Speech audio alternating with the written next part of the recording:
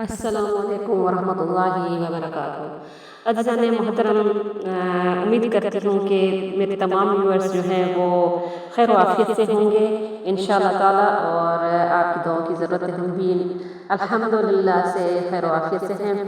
تو کسی نے ریکویسٹ کی تھی کہ ہدایت پہ ایک دو لیکچرز یا ایک دو ویڈیوز ہونی چاہیے، گفتگو ہونی چاہیے تھوڑی سی۔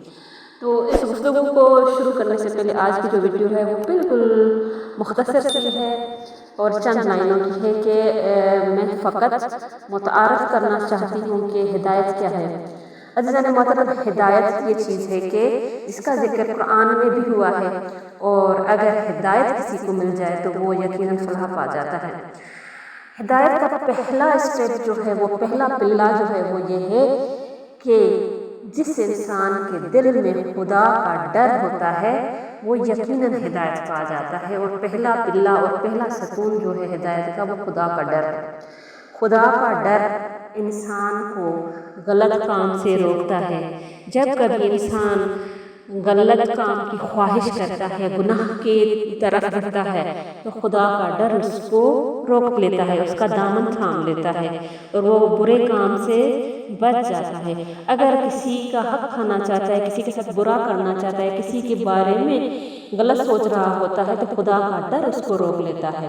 اور پھر یہ ڈر اگر بڑھتا جائے تو پھر انسان اس قدر ہو جاتا ہے کہ کسی کی غیبت نہیں کرتا کہ تائے خدا ناراض ہو جائے گا۔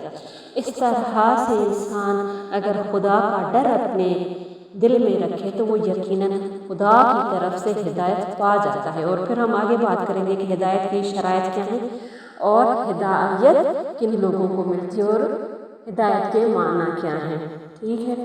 تو اس سے پہلے فقط یہ بتانا چاہ رہی تھی کہ ہدایت کا پہلا جو اسٹیپ ہے، پہلا جو ستون ہے، وہ یہ ہے کہ خدا کا ڈر انسان کے دل میں ہونا چاہیے۔ خدا کا ڈر اگر ہے تو وہ انسان برے کاموں سے رک جاتا ہے، اور جب یہ ڈر بڑھتا جاتا ہے تو انسان انسانیت کی طرف آ جاتا ہے۔ خدا کا ڈر یعنی جس انسان کو خدا کی ولایت پہ یقین ہوتا ہے کہ خدا کی ولایت، خدا کی خدائی ہر جگہ موجود ہے، میں خدا کی خدائی سے بچ کر کہیں نہیں جا سکتا، خدا کی خدائی پوری کائنات میں موجود ہے، خدا کی خدائی مجھے دیکھ رہی ہے، ہر اچھا کام کرنے پر بھی مجھے دیکھ رہی ہے، ہر برا کام کرنے پر بھی مجھے دیکھ رہی ہے، میری نیت سے بھی واقف ہے، اگر میں برا کام کروں گی تب بھی مجھے خدا دیکھ رہا ہے، اگر کسی کے لیے برا سوچوں گی تب بھی خدا مجھے دیکھ رہا ہے، اگر میں اچھا کسی کے لیے سوچوں گی تو خدا مجھے دیکھ رہا ہے۔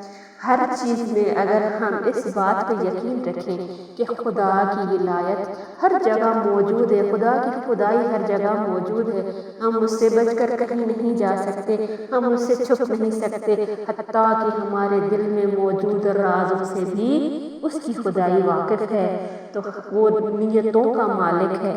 جب یہ چیزیں ہم سمجھ جائیں گے تو انشاءاللہ ہدایت کی طرف بڑھ سکتے ہیں۔ والسلام علیکم ورحمۃ اللہ وبرکاتہ۔ التماس دعا۔